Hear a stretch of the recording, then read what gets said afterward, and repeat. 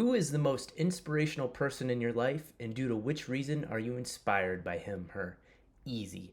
M. Night Shyamalan. Hey, you stop laughing. You stop that right now. Let me tell you something, Kenny. We see inspirational stories all the time from people who came from nothing only to make it through hard work and perseverance. But we rarely see the opposite. People who had it all only to fall from grace, but they never gave up. Take a trip with me back to 2004, Kenny. If there was one man on top of the world, it was M. Night Shyamalan, having just released hits like The Sixth Sense, Unbreakable, Signs, The Village. The man was on a roll. If you're a millennial like me, you're probably still blown from that twist in The Sixth Sense, and this image is probably burned in your brain permanently to forever haunt your mind. 10 years ago, M. Night Shyamalan had it all. He'd call up his wife. Honey, we did it. Put on your heels because we're going to Red Lobster. And boom, up he'd roll into his reserved parking spot with his all-you-can-eat lobster pass. The man could do no wrong, at least we thought. In 2006 comes his next movie, Lady in the Water. Yikes. Now this movie was laughably terrible, but hey, this was just a fluke, right? We all have a bad day. Surely his next movie would be back on track. So after 2 more years, we get The Happening, led by an all-star cast featuring Mark Wahlberg in an impeccable storyline about the plants releasing toxins to cause humans to commit mass suicide. Wait, what? That's right, the trees kill people.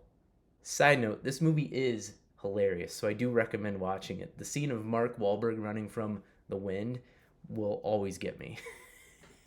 Alright, so we had 2 duds in a row, whatever. M. Night Shyamalan is still the man. And besides, you know what they say, 3rd time's a charm, right? To shake things up, he gets away from horror and makes a live-action version of the critically acclaimed series Avatar: The Last Airbender. What could go wrong? Oh my. With a 5% rating on Rotten Tomatoes, this movie gets scathing reviews. Roger Ebert wrote, "The Last Airbender is an agonizing experience in every category I can think of and others still waiting to be invented." John Walsh writes, "A breathtakingly clueless, misconceived, stupid, humorless, unexciting, dumb farrago, whatever that is, the worst film I've seen in years." Whew! Don't get on John Walsh's bad side. Andrea Hubert says, "Time was the endings of M. Night Shyamalan films were always the biggest mystery. Now the only mystery remaining is how in a recession he continues to get studios to fund his films." Yikes. Imagine being in M. Night Shyamalan's shoes at this point. You went from critical acclaim to directing one of the worst movies of all time. You call Red Lobster to make a date night with your wife, only to find they took away your parking spot and your all-you-can-eat lobster pass. Sorry, hon, I guess we're going to Long John Silver's tonight. Most people would crumble under this pressure and fall from grace, especially with such mean reviews. But not M. Night Shyamalan, because he still had further to fall.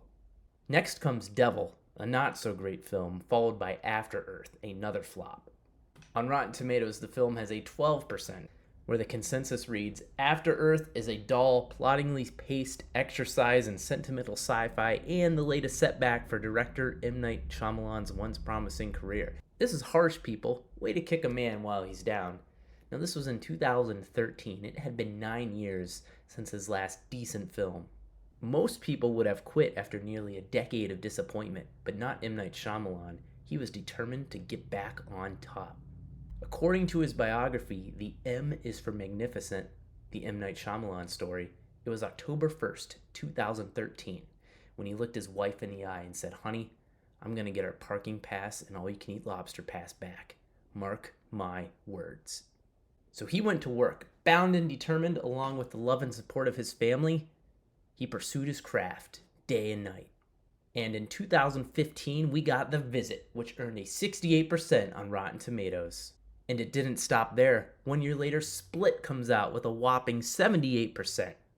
He did it, didn't he? He was back on top. Not quite. We had some setbacks with Glass and Old. But last year, we had Knock at the Cabin with a 67%. And look what they're saying. He's returned to form. Zach Pope says, "Knock at the Cabin is fantastic. Top tier M. Night Shyamalan that reminded me of why I love him as a filmmaker." A remarkably tense thriller with a killer premise placing the fate of humanity in the hands of one family. If it's not Shyamalan's best film, it's undoubtedly in his top three. What a great comment. I even went back to see if our boy John Walsh changed his mind, but The Last Airbender was his last review. He must have hated this movie so much he quit watching movies. But needless to say, something is happening with M. Night Shyamalan. What I find inspirational is that after nearly a decade of the world laughing and criticizing him, M. Night Shyamalan never gave up. Who else has that kind of tenacity? Not many people. I'm sure it's been really hard to persevere through all these times, but he's doing it. Whether it's for his wife, his family, the Red Lobster cheddar cheese biscuits, the man is bound and determined. And that, Kenny, is why M. Night Shyamalan is truly inspirational. Not too long from now, he's going to call up his wife and say, "Honey, dust off those heels because we're going to Red Lobster, and bring the big purse because we're stocking up on those cheddar cheese biscuits, baby." So Kenny, the next time you want to feel inspired, I want you to think about M. Night Shyamalan and his refusal to quit and give up on his dreams. Now you take care, and God bless.